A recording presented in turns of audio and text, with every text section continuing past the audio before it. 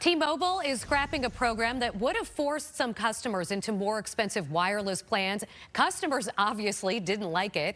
The newer tiers would generally cost $5 to $10 more per line unless users opted out of the change by contacting the company. And as much as many of us depend on our smartphone, there will be a day that it dies and we have to get a new one.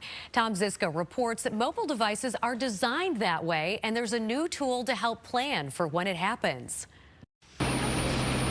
Mobile devices are obviously huge business. The industry says almost 92% of Americans use one, generating $102 billion in revenue each year, which is a lot of money for something that will not last. And that's what's happening to this guy, but like I say, it's probably 10 generations ago. So we keep it about 2 or 3 years. We don't go every year, but 2 or 3 years, and then we trade it out. Not that bad. Just transferring all the information. It takes a minute, but it's easier now than before. The obvious answer is that it's a way to sell a new phone. Houston tech expert Beth Guide says mobile devices are designed and planned to ultimately fail. And there are real-world reasons why. Smartphones are built of components that have limitations, like batteries, chips, and sensors that degrade with time and physical stress.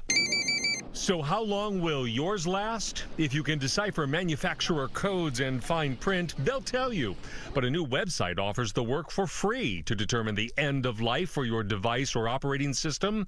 Endoflife.date tracks 268 products, outlining how long each is expected to last and when support will end.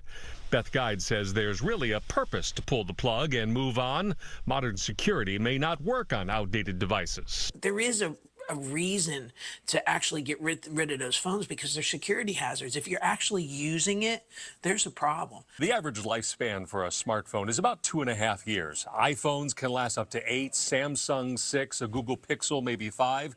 Either way, it's important to note and know that that internal clock starts ticking when the device is made, not when you buy it, so your years of use may be shorter than you expect.